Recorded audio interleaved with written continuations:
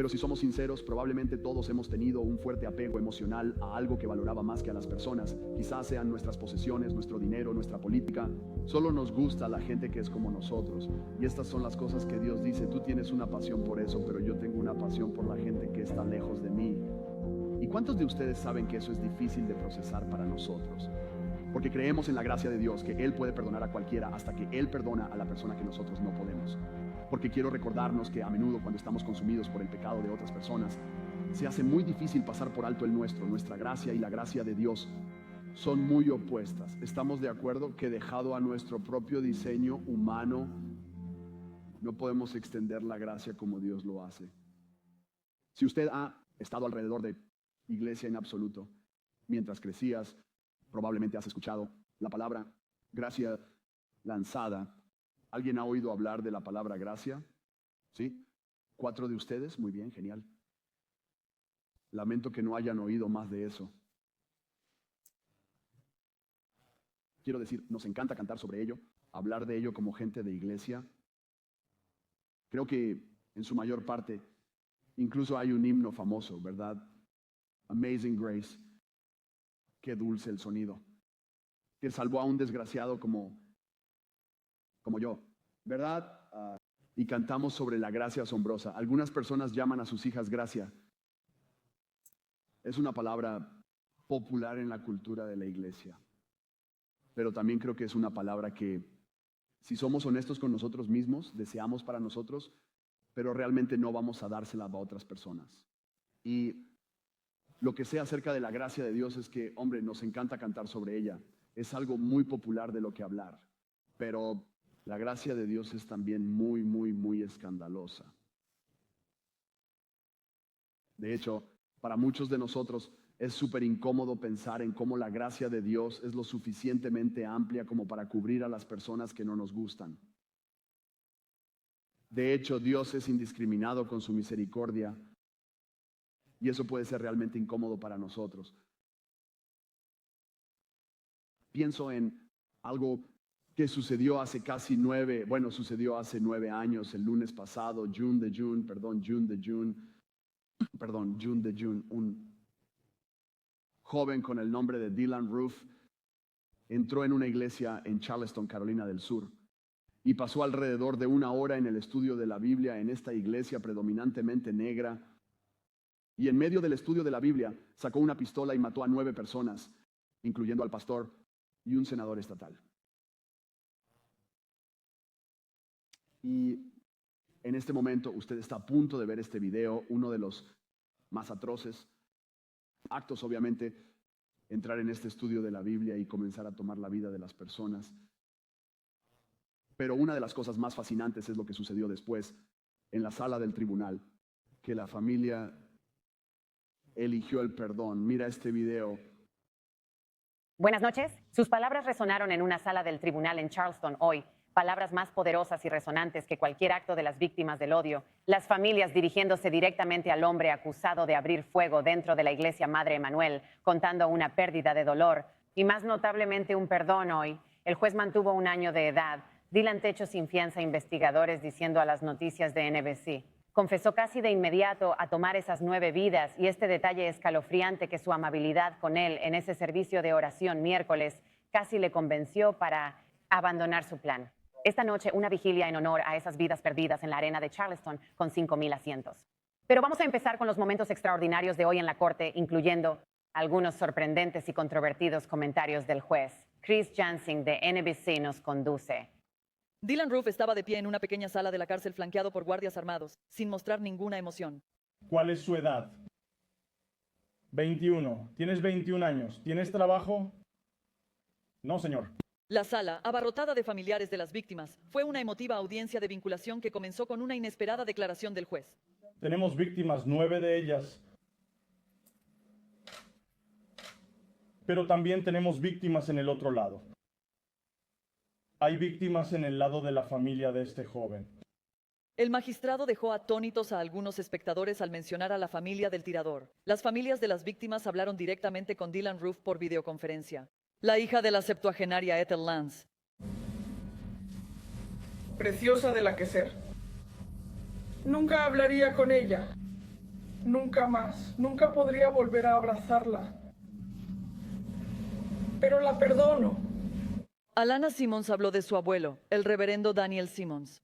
Aunque mi abuelo y las otras víctimas murieron a manos del odio, esto es una prueba y sus legados perdurarán. Así que odio no lo hará. Tiwanza Sanders suplicó al pistolero que le disparara a él en lugar de a su tía. Le damos la bienvenida el miércoles por la noche en nuestro estudio de la Biblia, con los brazos abiertos. Has matado a algunas de las personas más hermosas que conozco. Tawanza Sanders es mi hijo.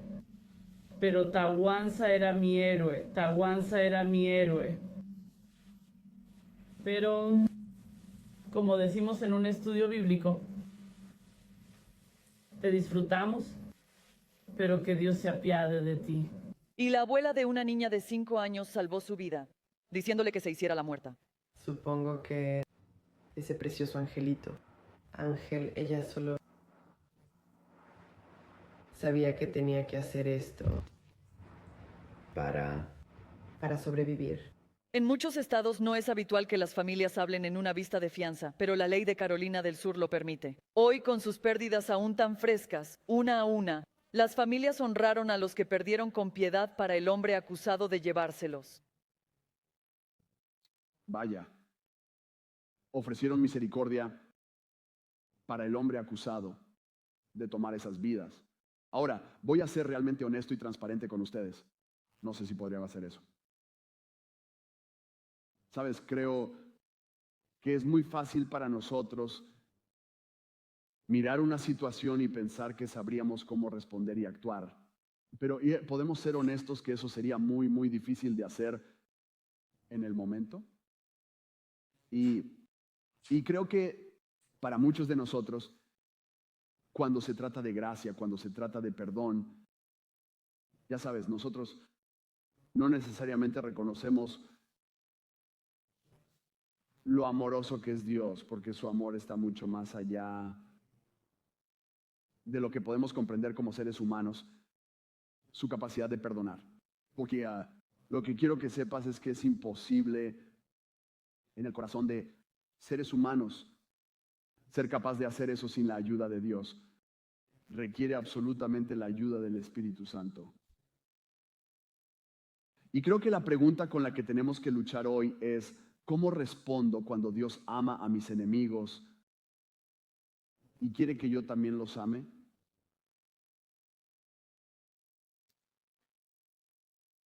Esto es lo que sé que es verdad en esa historia es: 1, ellos ofrecieron perdón, pero 2, todavía había una demanda de justicia. ¿Cuántos de ustedes saben que ambas cosas pueden ser iguales?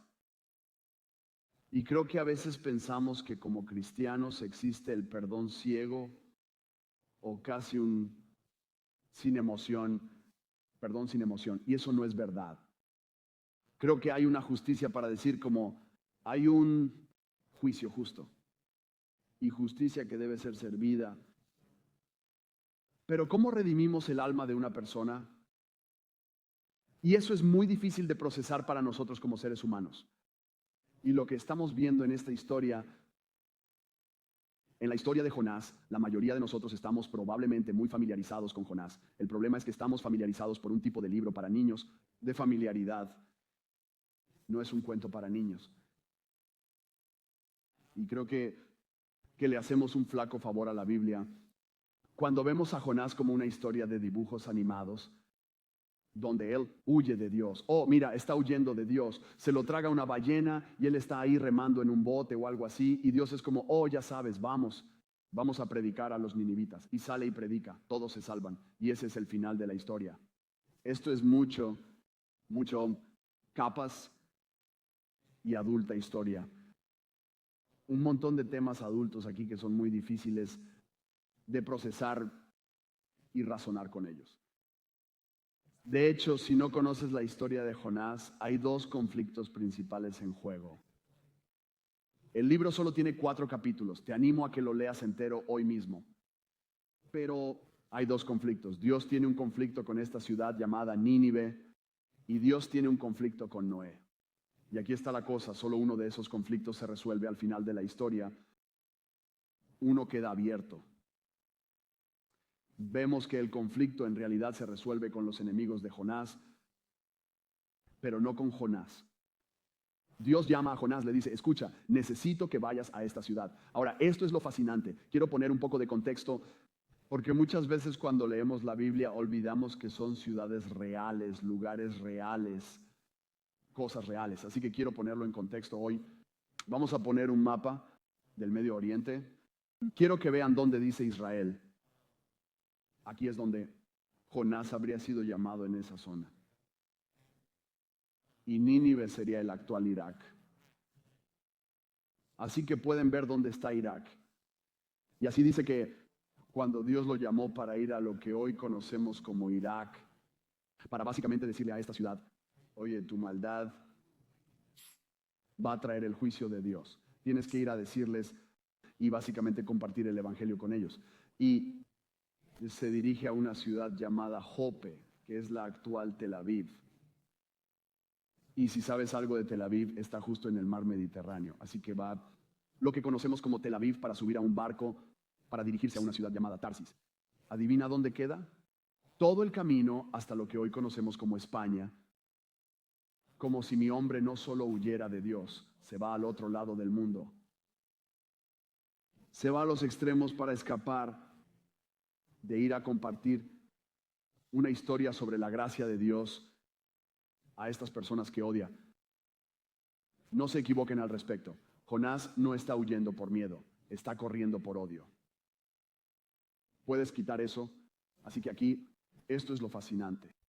Nínive era el hogar de lo que se conocía en la Biblia como los asirios. Ahora, realmente quiero poner en contexto lo que estamos leyendo aquí, porque todavía no creo que entendamos cuando decimos enemigos. Para nosotros, la mayoría de nosotros, cuando decimos enemigos, nos referimos a la persona que no podemos soportar en Facebook. Los asirios fueron responsables de tomar una gran parte del norte de Israel en cautiverio. Eran algunos de los más brutales y malvados de su tiempo. Ellos venían y si tenías mujeres, se llevaban a las mujeres y les ponían anzuelos gigantes en la boca y así es como las llevaban de vuelta a su área. Ellos asesinaron a muchos de sus hombres jóvenes. Hervían a la gente viva.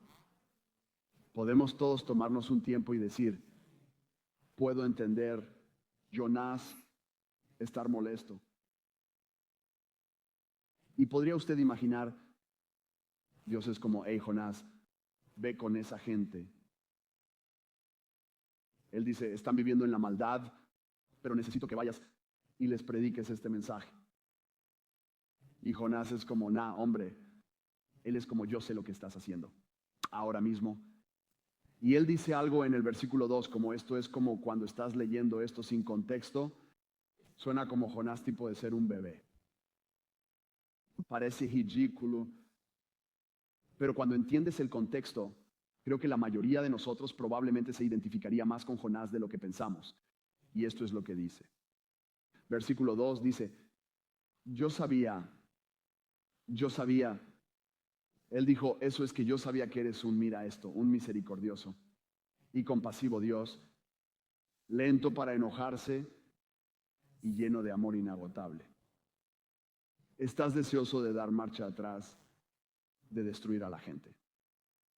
Vaya, eso es lo que está enojado. Ahora, la razón por la que esto es tan importante para señalar el versículo 2. Esto es en realidad lo que se conoce como un hipervínculo. ¿Alguien ha pensado que tal vez ha escuchado esas frases antes habladas acerca de Dios? La primera vez que se menciona es en Éxodo 34:6. Y adivinen cuándo se menciona, es Dios mismo proclamando a Moisés su propio carácter. Le está diciendo a Moisés, ¿quién es él? Y adivinen cuándo se lo dice a Moisés.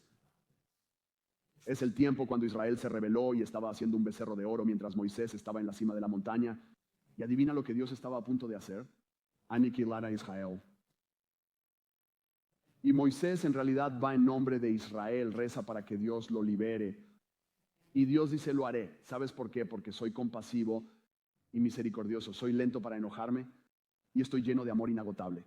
Y cuando leas la mayor parte de la Biblia hebrea, encontrarás esas frases repetidas a través del libro de los Salmos y otros profetas. Esta frase es lo que es el Juan 3:16 del Antiguo Testamento. Era lo que el pueblo hebreo identificaba el carácter de Dios como compasivo, misericordioso, lento para enojarse y lleno de amor inagotable. Y así Jonás, siendo criado como hebreo, conoce el carácter de Dios y se enoja por ello. Dice, lo sabía, te encanta perdonar a la gente que no lo merece. Y yo por una iglesia digo, gracias Señor. ¿Podemos estar de acuerdo? ¿Qué puedes hacer? ¿Verás la ironía? Que Jonás ni siquiera existiría sin la misericordia, la compasión y el amor infalible con Dios de Dios. Porque Dios iba a hacer lo mismo con Israel que iba a hacer con Nínive. Esto es fascinante. Pero si somos honestos, podemos mirar a Jonás y pensar que está siendo un gran bebé y ridículo. Pero muchos de nosotros hemos estado allí. Probablemente somos más como Jonás de lo que nos gusta admitir. Lo pasamos mal porque nos encanta predicar. Esperamos gracia en nuestras vidas. Pero hay algunas personas que nos sentimos como, hombre, el brazo de Dios no puede llegar a ellos y no debería alcanzarlos. Y entonces Dios hace algo muy, muy interesante. Hace 3 intentos, porque en su gracia también está tratando de llegar al corazón de Jonás. En su gracia se toma 3 intentos para mostrarle su carácter. Y eso es lo primero, el primer intento. Quiere mostrarle a Jonás su carácter.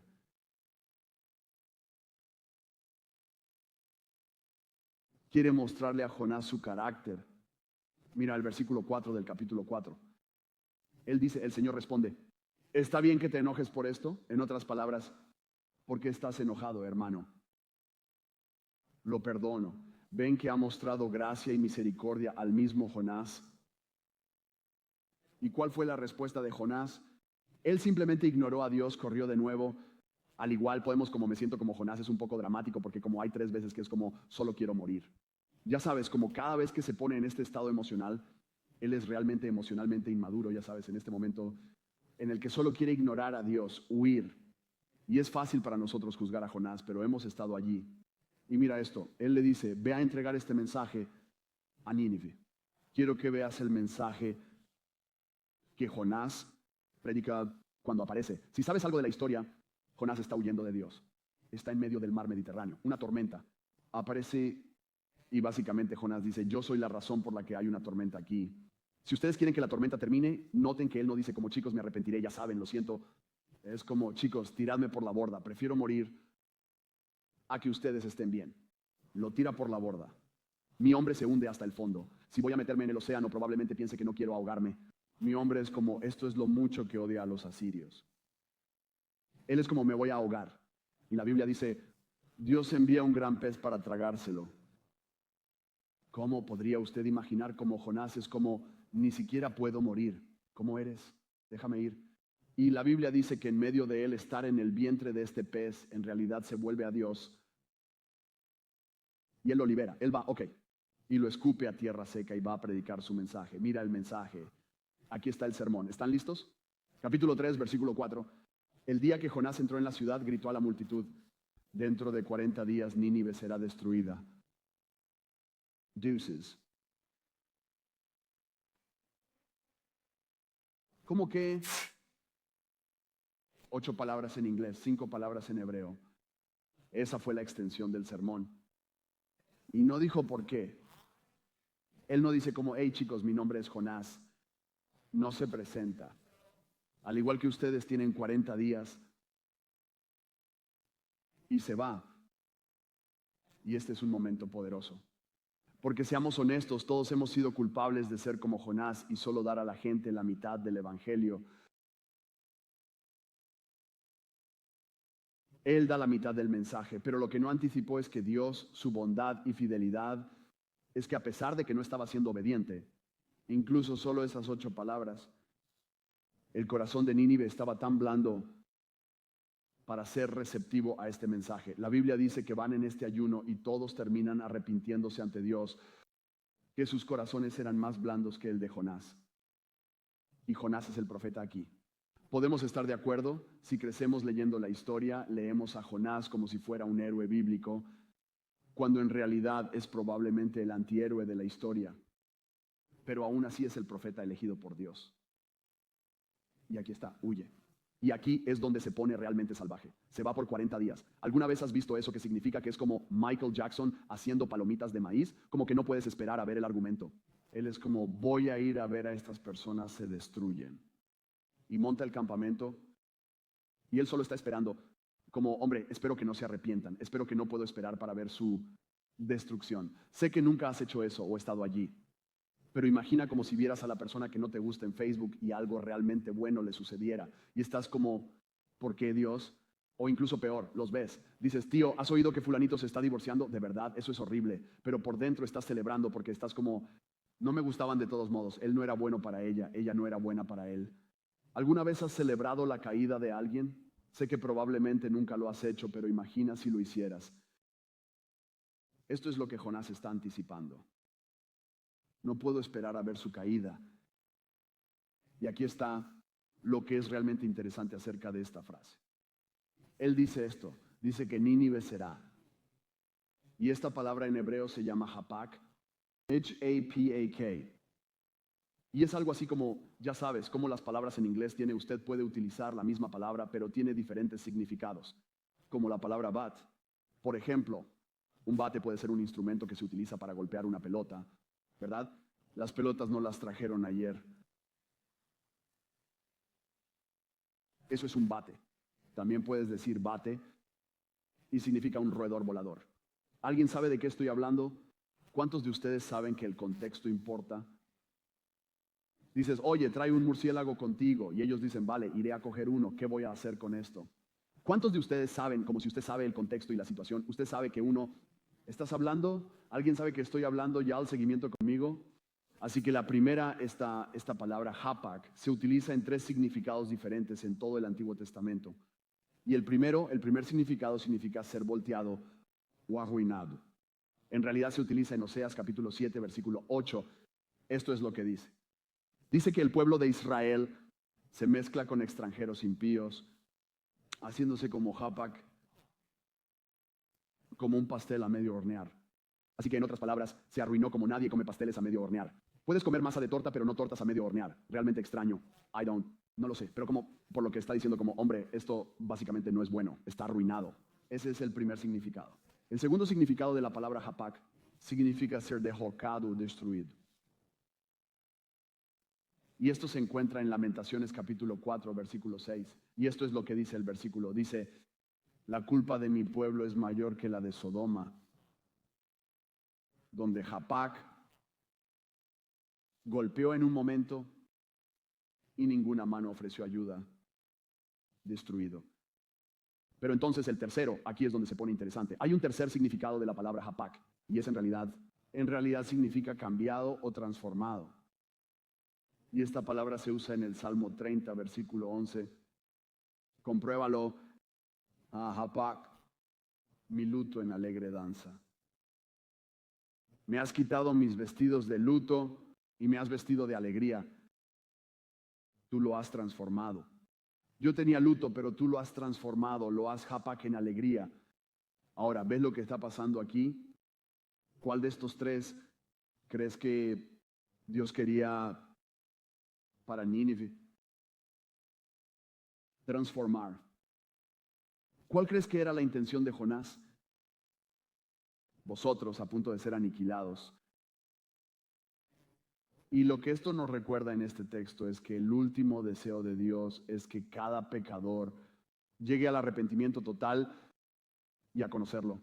De hecho, ese es uno de los versículos más famosos que usamos, ¿verdad? Juan 3, 16, porque de tal manera amó Dios al mundo y dio a su Hijo unigénito, para que todo aquel que en Él cree no se pierda, mas tenga vida eterna. No es su voluntad que nadie perezca, sino que todos procedan al arrepentimiento. Es un recordatorio que en el corazón del juicio de Dios está realmente su amor y compasión, porque lo que está diciendo es, no quiero que seas completamente destruido. Por eso quiero que seas transformado. De esa manera no serás abandonado a tu propia destrucción. Esto es muy poderoso. Y así lo que entendemos es que Dios está tratando de revelar su carácter a Jonás, que, hombre, te estoy ofreciendo el mismo tipo de gracia que le estoy ofreciendo a Nínive. La segunda cosa, que su segundo intento de ayudar, mostrar Jonás lo que está pasando, se encuentra en los versículos 6 a 9 del capítulo 4. Él dice: y el Señor Dios dispuso que creciera allí una planta frondosa, y pronto extendió sus anchas hojas sobre la cabeza de Jonás, protegiéndolo del sol. Esto alivió su malestar, y Jonás estaba muy agradecido por la planta. Pero Dios también dispuso un gusano. A la mañana siguiente, al amanecer, el gusano se comió el tallo de la planta y la marchitó. Y como el sol calentaba, Dios dispuso que un viento abrasador del este soplara sobre Jonás, y el sol golpeó su cabeza hasta que se desmayó y deseó morir. La muerte es ciertamente mejor que vivir así, exclamó. Entonces Dios dijo a Jonás: es justo que te enfades, porque la planta murió. Su segundo intento es recordarle la bondad de Dios. Aquí está en medio de su ira, en medio de su rebelión, segundo intento, la bondad de Dios. En medio de su rebelión, en medio de su ira, en realidad muestra gracia a Jonás. Y lo que es sorprendente es que hemos visto esto varias veces. Lo libró de los peces, le dio esta sombra, le dio un viento. Y lo que estamos viendo en este momento es que se nos recuerda lo que Pablo dice en el Nuevo Testamento, es que la bondad de Dios nos lleva al arrepentimiento. Se encuentra en Romanos. Y lo que está tratando de recordarle es que incluso en medio de su ira y rebelión, Dios sigue mostrando bondad. ¿Alguna vez has estado en un lugar en tu vida donde sabes que no estás viviendo de acuerdo a la voluntad de Dios, pero sin embargo puedes dar fe de la gracia de Dios en tu vida? Que probablemente no deberías estar aquí vivo, pero de alguna manera la gracia de Dios te ha traído aquí. Que su esposa no debería haberse quedado, pero la gracia de Dios. Que tus hijos no deberían haber vuelto a casa, pero la gracia de Dios. Tú no deberías estar donde estás hoy, sino la gracia de Dios. Incluso en medio de nuestra rebelión. ¿Están viendo esto? Y esto es una locura, porque por primera vez en la historia, la única vez que Jonás es feliz es cuando está en un momento egoísta de satisfacer sus propias necesidades. ¿Cuántos de ustedes saben que la falta de perdón conduce a tanta amargura, odio y desprecio? Y sin embargo está en la raíz de muchos cristianos hoy en día. Y esto es algo que Dios está tratando de intentar, que a pesar de que Jonás está actuando de esta manera, le da momentos de gracia para recordarle su bondad. Y eso nos lleva al tercer intento. El tercer intento es que Él muestra nuestro contraste entre nosotros y nuestros enemigos. Él muestra el contraste. Esto es lo que está diciendo. Él está diciendo: hombre, usted tiene un fuerte apego emocional a esta planta, pero yo tengo un fuerte apego emocional a la gente. Ahora, sé que probablemente nunca has tenido un fuerte apego emocional a una planta, a menos que seas de Colorado o lo que sea, pero eso no es ni aquí ni allá. Pero si somos honestos, todos probablemente hemos tenido un fuerte apego emocional a otra cosa que valoraba algo más que las personas. Tal vez son nuestras posesiones, es nuestro dinero, es nuestra política. Es nuestra predisposición a querer que las cosas se hagan como a nosotros nos gusta, que solo nos guste la gente que es como nosotros. Y estas son las cosas que Dios dice: tú tienes una pasión por eso, pero yo tengo una pasión por la gente que está lejos de mí. ¿Y cuántos de ustedes saben que eso es difícil de procesar para nosotros? Porque creemos en la gracia de Dios, que Él puede perdonar a cualquiera hasta que perdona a la persona que nosotros no podemos. ¿Cómo lo estamos haciendo? ¿Estamos aguantando? Solo respira. Inhala por las fosas nasales, exhala por la boca. Porque quiero recordarnos que a menudo, cuando estamos consumidos por el pecado de otras personas, se hace muy difícil pasar por alto el nuestro. Mira lo que dice en los versos 10 y 11 para terminar. Y el Señor dijo: te compadeces de la planta, aunque no hiciste nada para ponerla allí. Vino rápidamente y murió rápidamente, pero Nínive tiene más de 120,000 personas viviendo en la oscuridad espiritual, por no hablar de todos los animales. ¿No deberías sentir lástima por una ciudad tan grande? El final Así es como termina. Esto es salvaje. Él está haciendo algo genial en este momento, sin embargo, al lector, porque el lector mira y dice, se nos está mostrando algo sobre nuestra propia ira y falta de perdón y la gracia de Dios. ¿Y ves el contraste? Nuestra gracia y la gracia de Dios son muy opuestas. Podemos estar de acuerdo que dejados a nuestro propio diseño humano, no podemos extender la gracia como lo hace Dios. Y esto es algo que nos está recordando. Él dice esto, dice, otra traducción del versículo 11 cuando habla de que Nínive está en tinieblas espirituales es, no distinguen su mano derecha de su izquierda. Puede que tengas esa traducción delante de ti. Y lo que está diciendo es que son un pueblo. No es que no saben lo que es correcto, es solo que están haciendo lo que es correcto en sus propios ojos. ¿Y cuántos de ustedes saben? Algunos de ustedes no es que no sepan lo que es correcto, es que continúan eligiendo la otra mano, continúan eligiendo hacer lo que quieren hacer. ¿Y cuántos de ustedes saben cuando viven en constante rebelión se encuentran mezclados y perdidos? Y cuando estás confundido y perdido te encuentras en la oscuridad espiritual. ¿Alguien ha sabido alguna vez lo correcto pero hizo lo contrario? Levantaré la mano. No tengo miedo de admitirlo. Entonces, has tenido momentos en tu vida donde no sabías distinguir la mano derecha de la izquierda y Dios dice, necesito a alguien que ayude a sacarlos de la oscuridad espiritual. Esto es fascinante. Y así lo que vemos es que Jonás estaba ciego a un hecho importante que estamos ciegos a la mayor parte de nuestras vidas. Y aquí está, ¿están listos? Él es ellos.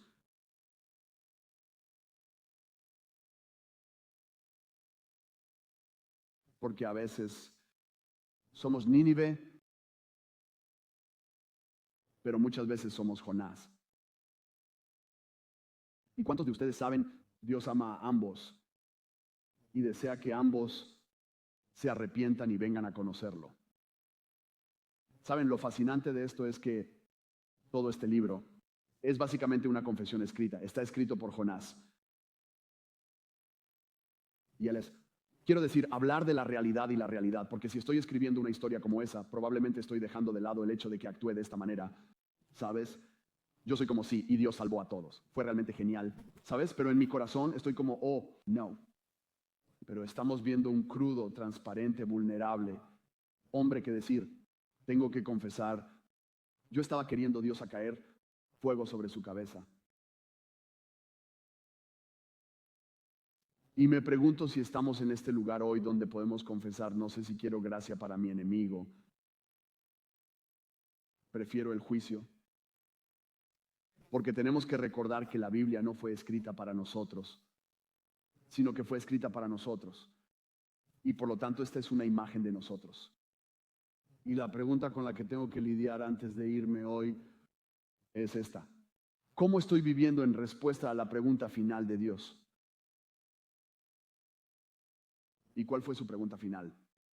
¿No deberías sentir pena por una ciudad tan grande?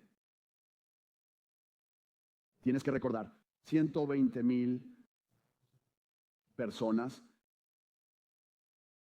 familias afectadas. Porque a veces ponemos cara o un nombre a nuestro odio, pero no nos damos cuenta de que ese rostro o nombre está unido a otros nombres y rostros.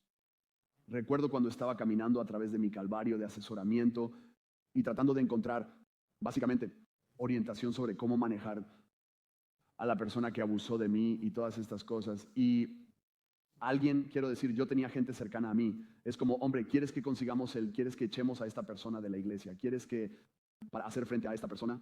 Yo dije, tú no entiendes, esta persona tiene nietos ahora. Dije, esto no se trata solo de él y yo. Esto no es un niño de 9 años y esta otra persona. Esto es como más grande que nosotros ahora. Y realmente me dio una visión de 30,000 pies de cómo, hombre, este perdón es complicado. ¿Podemos estar de acuerdo? Es complicado. Pero aquí hay dos cosas que podemos tomar distancia de esto hoy cuando estamos hablando de esto. Una es esta. El perdón de los enemigos es lo que Dios hizo en la cruz. Porque quiero decir algo para recordarnos aquí que antes de venir a Jesús, eras un enemigo de Dios.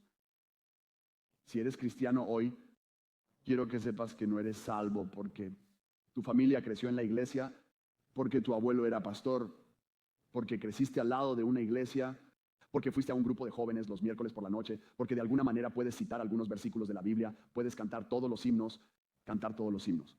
Nada de eso es lo que te salvó. La gracia de Dios te salvó.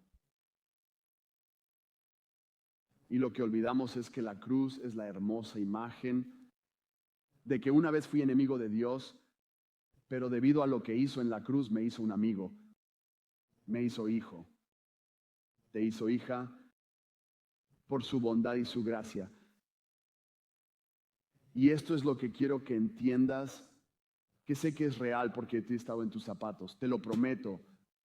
Nunca voy a pararme aquí y decirte algo que no es real para mí, o decirte que hagas algo que no sea difícil para mí también. Y esto es lo que sé, que hay gente en esta sala como tú que tiene algunos problemas de perdón y no tan grande, pero hay algunos. Estás hablando de trauma. Estás hablando de daño real, profundo dolor. Y quiero reafirmarte y decirte, sé que esto es duro, pero esto puede tomar dos cosas, pueden ser igualmente cierto. Y aquí está la otra verdad igual. ¿Estáis preparados? Es que como un grupo de personas, si te llamas cristiano, que se reúne con otro cuerpo de creyentes alrededor de esta cruz, estamos llamados a vivir cada pizca de verdad en el Evangelio.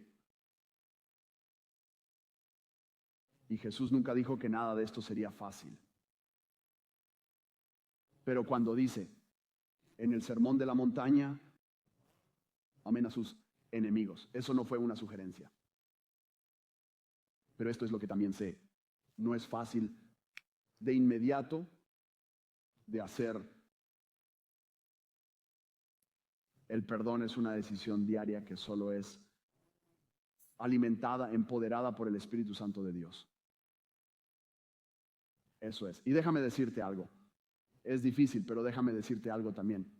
Si fuera fácil, todo el mundo sería cristiano. Y la razón por la que mucha gente no lo es porque les cuesta reconciliar cómo las mismas personas que nos lastiman son las mismas personas que Jesús quiere salvar. Y esto es lo que también sé. Y esto es algo que realmente quiero que entiendas hoy. Lo sé como una persona que ha caminado a través de esto también, ese hombre. Hay algunos de nosotros que han sido heridos tan profundamente, ya sea mentalmente, emocionalmente, físicamente. Y esto es lo que quiero que sepas. No estuvo bien lo que te pasó. Y no fue tu culpa. Pero también quiero que entiendas esto. No te da una excusa para lastimar a otros. Porque lo que sé es que mucha gente piensa que por lo que te pasó tienes un pase libre para no amar a tus enemigos, porque tú eres el que está herido. Y por eso ahora respondes a otras personas cerrándoles la puerta, no perdonándoles y guardando rencor. Y quiero que sepas que serás tan responsable de tus acciones como la persona que te lastimó. Y eso es difícil de asumir para nosotros. Sé que esto es un poco pesado. Y quiero que sepas que es pesado para mí también. Pero esto es real. Verás, no practico este perdón porque soy mejor que nadie. Pero es porque Dios, hacia mí, ha sido compasivo, misericordioso, lento para enojarse y lleno de amor inagotable. Y voy a decirte algo, no me lo merecía ni me lo merezco. Y por último, pero no menos importante, vamos a sentarnos en esto por un momento, vamos a responder después de este. El perdón no es posible sin la plenitud de la historia.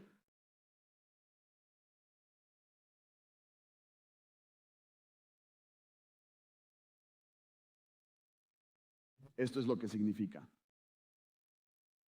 Muchas veces estamos tan obsesionados con lo que pasó que tenemos una incapacidad emocional para alejarnos y ver que soy parte de esta misma humanidad.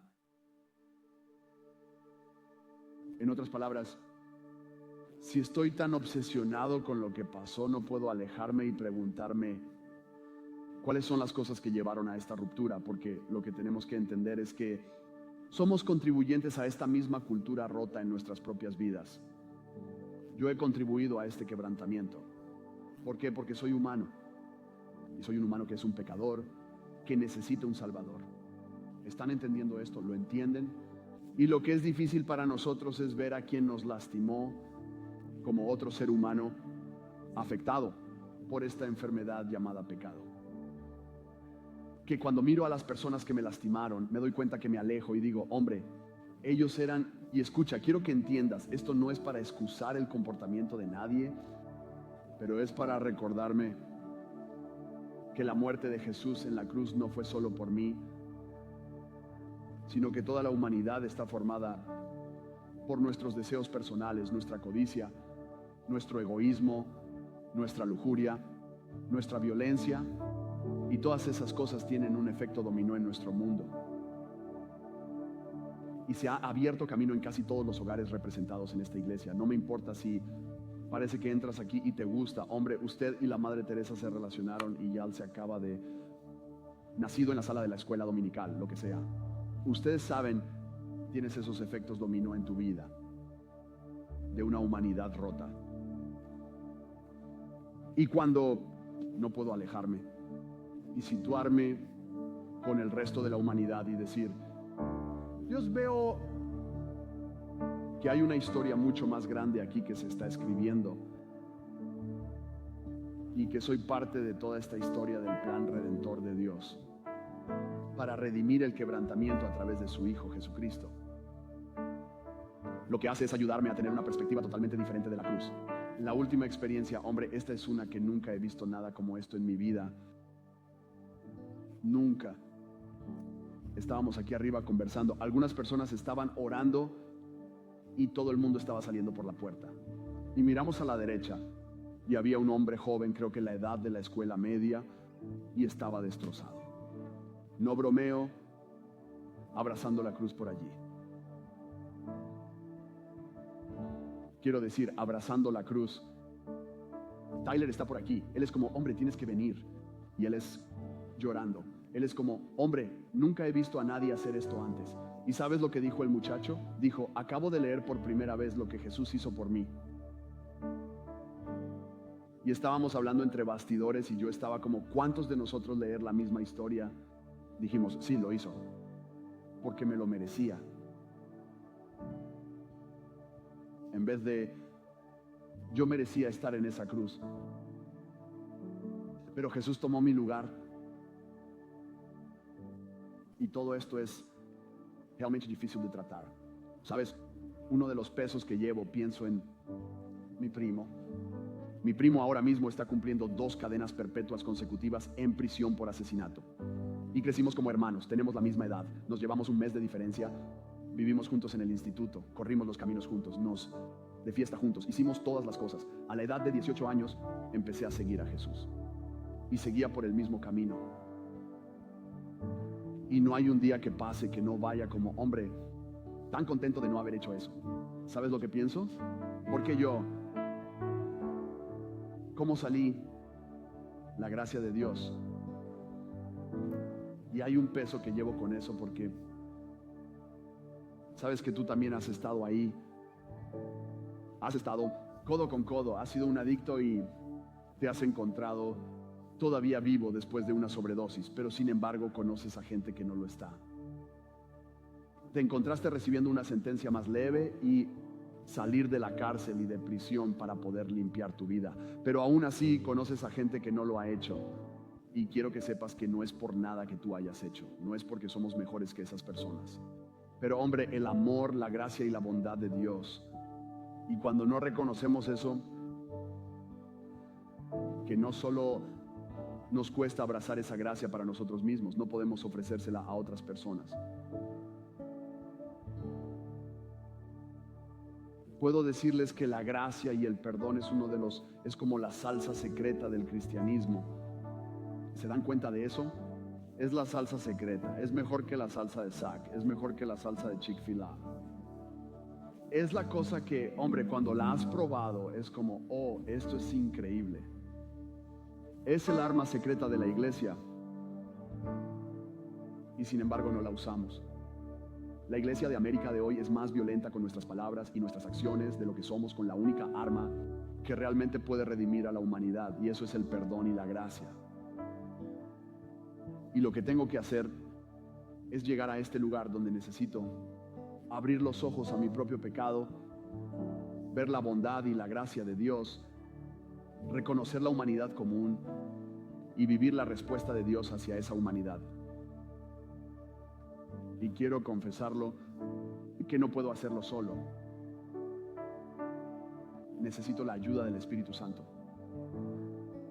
Necesito un diario, necesito permanecer en la vid, como Juan 15 me recuerda, permanecer en él si alguna vez voy a producir el fruto de la bondad, la amabilidad y el perdón. Voy a leer esta cita y luego vamos a pasar un rato en oración. Se llama El don de un enemigo y esto fue escrito por Walter Wink, quien escribió un libro llamado Engaging the Powers. Mira esto, él dice, el don de nuestro enemigo puede ser capaz de traernos. Él dice, esto es lo que el don de un enemigo es, ver aspectos de nosotros mismos que no podemos descubrir de otra manera que a través de nuestros enemigos. Nuestros amigos rara vez nos dicen estas cosas. Son nuestros amigos precisamente porque son capaces de pasar por alto o ignorar esta parte de nosotros. Así pues, el enemigo no es solo un obstáculo que hay que saltar en el camino hacia Dios. El enemigo puede ser el camino hacia Dios. No podemos reconciliarnos con nuestras sombras si no es a través de nuestros enemigos.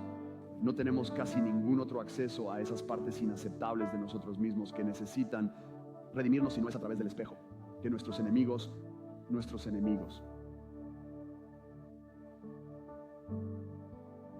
Así que aquí está el reto y va a ser difícil. Y espero que algunos de ustedes no se sientan cómodos haciendo esto y eso está bien.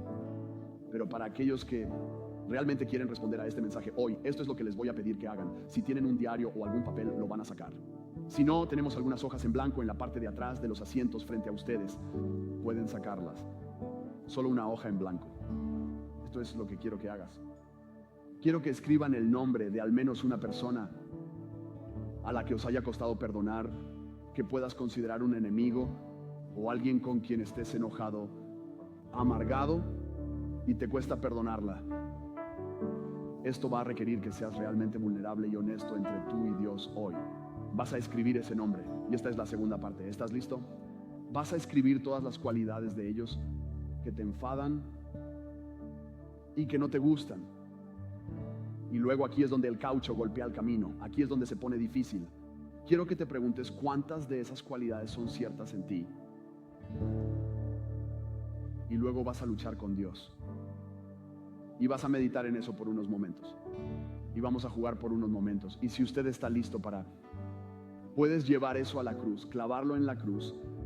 Acércate para orar. Si no lo estás, todavía te reto a que lo hagas y aferrarte a ello. Y rezo para que Dios te dé la gracia un día para abrir eso de nuevo, orar por ello, buscar ayuda, buscar un mentor, buscar guía espiritual sobre cómo puedes encontrar el perdón. Pero hoy rezo para que Dios nos muestre a nosotros mismos, para que no miremos tanto el pecado de otro, que pasemos por alto el nuestro. Espíritu Santo, enséñanos la gracia. No es algo que tengamos automáticamente en el corazón, no es algo con lo que nacemos con ello, pero nacemos como creyentes. Dios, el perdón y la gracia es la salsa secreta.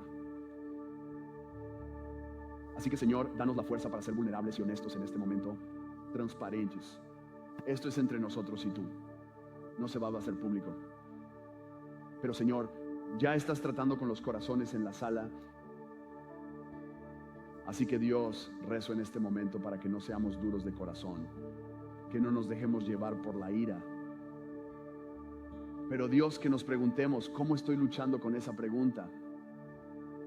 ¿Cómo respondo cuando Dios ama a mis enemigos y me pide que yo haga lo mismo? En el nombre de Jesús.